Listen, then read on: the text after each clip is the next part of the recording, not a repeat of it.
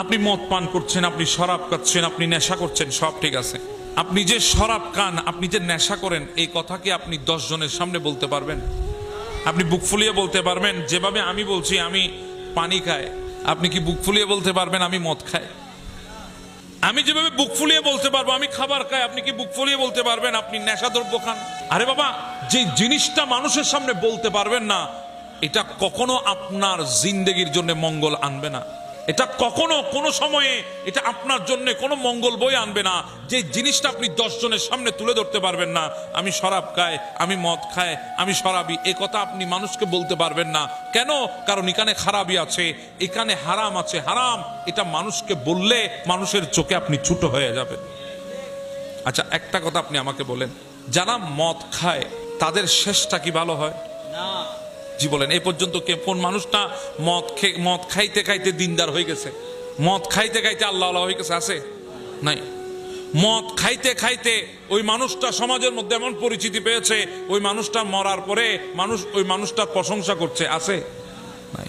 আপনি শরাব খেয়েছেন, দুনিয়া থেকে আপনাকে যেতে হবে, মানুষ তো আপনার জানাজায় আসতে পছন্দ করবে না। তো এমন কাজ কেন করবেন যে কাজের কারণে আপনার জিন্দেগির শেষ জানাজা, আপনার জিন্দেগির শেষ মাহফিল, জানাজার মাঠে মানুষ আসবে না, আসতে চাইবে না, তাদেরকে আটকাবে, বিবেকে আটকাবে, কারণ সে শরাবী। বিবেকে আটকে দেবে কারণ সে গুনাহ করেছে প্রকাশ্য, সে হারাম খেয়েছে। এবার বলেন, আমি দুনিয়া থেকে চলে যাব আর আমার ভাইগুলা যদি আমার জানাজায় না আসে, আমার এই জিন্দেগির সফলতা কোথায়? এই জিন্দেগি তো ব্যর্থতা ছাড়া আর কিছুই নাই। এজন্য আমি যুবক ভাইদেরকে বলবো, যে কথাটা মানুষের সামনে বলতে পারবেন না ওই জিনিসটা করতে যাবেন না। অনেক ভাই আছে রাত 12টার পরে এই স্মার্টফোনের স্ক্রিনে কি করে, আল্লাহর কসম কখনো মা বাবার সামনে বলতে পারবে না।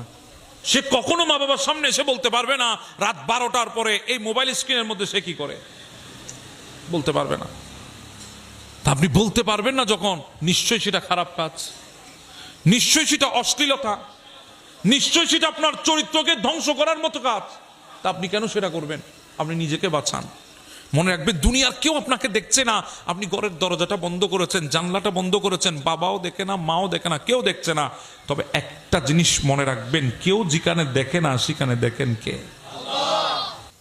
আপনি মনে করছেন কেউ আপনাকে দেখছে না, আপনার ঘরের দরজা বন্ধ, কেউ আপনাকে দেখছে না, কেউ দেখবে না, কিন্তু আপনি জানেন আপনাকে দেখেন কে? আপনি মনে করছেন আপনার আশেপাশে কেউ নাই, কিন্তু আমার আল্লাহ বলছেন না হানু আকরাবু মিন হাবলিল ওয়ারিদ। আছেন কে? জি বলেন, আছেন কে? কদ্দুর কাছে আছেন জানেন? আমাদের গর্দানা শাহে রগের চাইতো আরো বেশি কাছে। সুবহানাল্লাহ। তো এজন্য আমাদের জিন্দেগি আমাদেরকে একমাত্র ভয় করে চলতে হবে কাকে? কারণ আমাদের প্রত্যেকটা কাজের জবাবদিহিতা দিতে হবে কার দরবারে? আল্লাহর দরবারে। আপনি যে জিনিসটা 10 জনের সামনে দাঁড়িয়ে বলতে পারবেন না, আপনি শরাব খেয়েছেন, জুয়া খেলেছেন, আপনি জেনা করেছেন, ব্যভিচার করেছেন, অশ্লীলতার মধ্যে ছিলেন, এই কথাগুলো আপনি 10 জনের সামনে দাঁড়িয়ে বলতে পারবেন না।